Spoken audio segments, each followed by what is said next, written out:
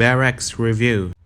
So hello and welcome back everyone to more Falmum Heroes. For today, in celebration of this channel reaching 2k subs, I'll be reviewing my fully built 5-star or my most used ones.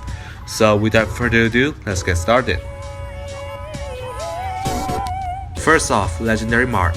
This is the build I mainly use him with. With this, he is fast, strong, sturdy and most importantly of all, very versatile. I don't use him that often, but when I do, oh boy. I refuse to yield! Bonus Stubber is one hell of a drug. Next up, Fjorm. Not exactly as versatile as Legendary Marth, but he gets the job done whenever you need him to. Now for you who haven't seen this build showcase yet, you must be wondering, what is he doing? He is sacrificing dragon effectiveness for a tiny bit of true damage? The answer is yes, that is exactly it. Sand Scale, when combined with Wodao and Wrath, is quite a devastating combo after all. Plus 20 damage from both Wodao and Wrath is deadly enough, but add Sand Scale into the mix, and what comes out is rather unholy. You leave me no choice!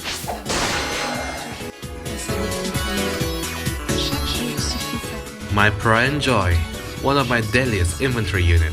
She is speedy, she is light, strikes harder than you might, and top tier waifu all around. She will strike you down harder than when Emblem had fallen down. Too soon? This whole build encompasses a lot on attack and speed. I gave her Candle Expo to easily put her into Desperation and Resin range, while also giving her extra BST. Even attack wave to boost her damage potential and Dead Blow 4 to make sure the dead stay dead. Right in the heart!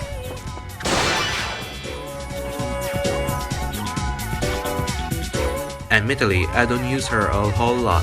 The only reason I started using her in the first place was because she looked a lot like Sakura from Fate Stay Night, with the purple hair and the dead look on her face.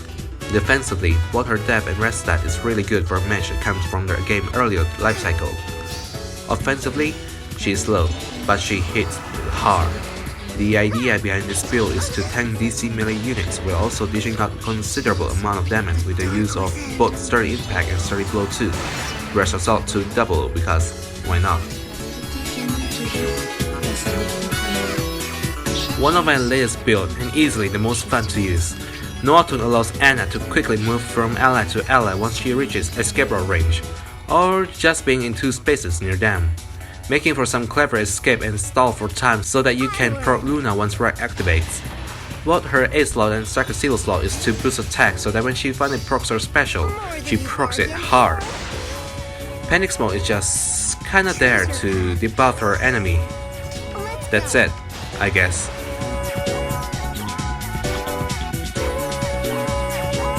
Eleonora. She's strong, she's quick, she's busted as all hell. Mirage Longbow is such a bullshit weapon.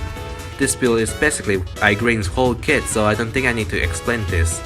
It's pretty much a cookie cutter AoE build after all. My weirdest build to date. Somewhat effective in its job as the Fortune Breaker. It's stupid, I know. Her gimmick is to tank and obliterate Fortune users with the use of Threadbreaker and Moonbow. While the idea is somewhat laughable, you could still somewhat use her as a normal tank against pretty much anything else. I shall end you first!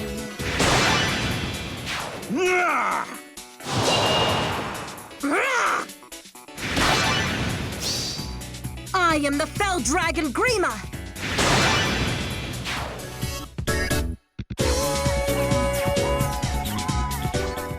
Ooh boy, Picnic Flora.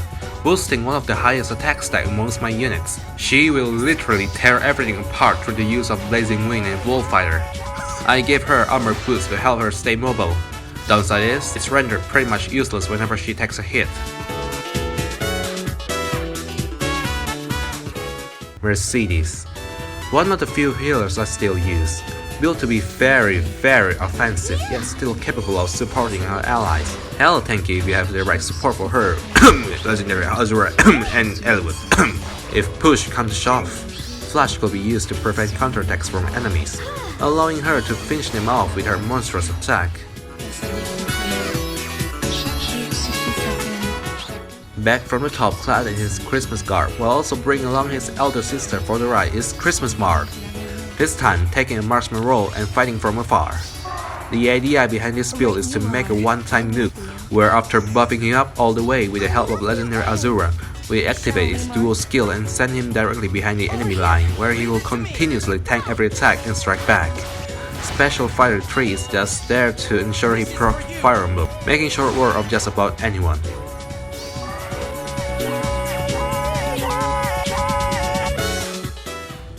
Nothing much could be said, as this is a pretty standard build for her, chilling seal and never play for maximum attack. Problem is, I don't think her rest is enough to actually pull this off.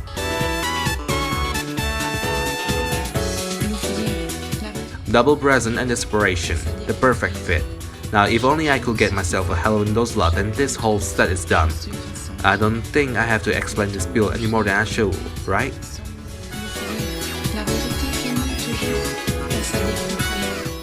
Trading her Fury-based tone for Raw Blade, here's Halloween Ilyana packing the heat. With even attack and death wave along with Warfighter and Deadpool 4, she is the perfect mix between offensive and defensive.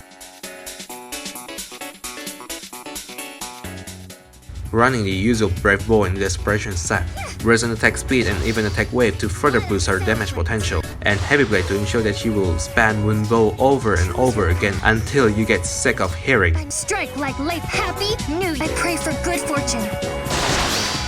I pray for good fortune. My second stand user. Didn't use him all that much, but he's very bulky. His potential is through the roof, like really. Everything except for speed is freaking exceptional. I gave him soul to restore HP from time to time so that quick repose will still work. And drive defense is just kinda there. I don't know. I only ever use him for Tempest Trial, so I never really give that much thought to him. I got to say, I don't regret pulling her twice. So far, she has been really good at everything. Better than her legendary version since she lacks color disadvantage. Well, maybe except for Raven Tomes. She hits hard and is very bulky, and her C-slot brings a lot of things to the table. Overall, she is excellent. Her rather mediocre rest stat could be fixed with the use of Solitary Dream and Distant Defense 4, which nullifies enemies' visible buff. Quick Repose to ensure she double and proc Aether on enemy pace, restoring a bit of health while also further enabling the use of Special Fire and Quick Repose. My other pride and joy. Clad in her Awakening Summer outfit, here is Summer Cordelia in all her glory. Using this Stunner Fury and Desperation combo, she is able to quickly sweep the entire battlefield, especially once she is in present range. Gold Cavalry is kinda there just to buff her cavalry allies, since I only ever use her in a full cavalry emblem team. After swapping Fence Layer for something that has a little more oomph behind it, here's Sharena with another true damage build, this time with double Brazen. Its gimmick, like many other true damage build, is to stall for time after sustaining damage. Rat will then charge up her special turn by turn, which she will then unleash to strike just about any unit that is unfortunate enough to be near her. Yeah, I don't think I have to explain this, do I?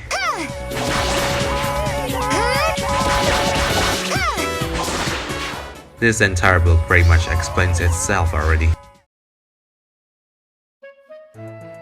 Anyway, that's pretty much all of the units that's worth reviewing about. To me, making this video is somewhere between very frustrating and very fun. Fun because it allows me to try out new things and allows me to grow.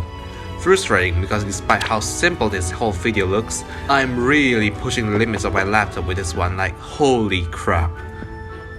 With that out of the way, thank you all so much for helping me reach 2k subs. It was a tough journey getting this far, and I love every single moment of it. Once again, thank you all so much for watching, and I'll see you all in the next video. Oh, and show my boy George some love too, why don't you? We are both pretty alike, so maybe you'll find something that might interest you there. I feel like this has become something akin to a tradition now.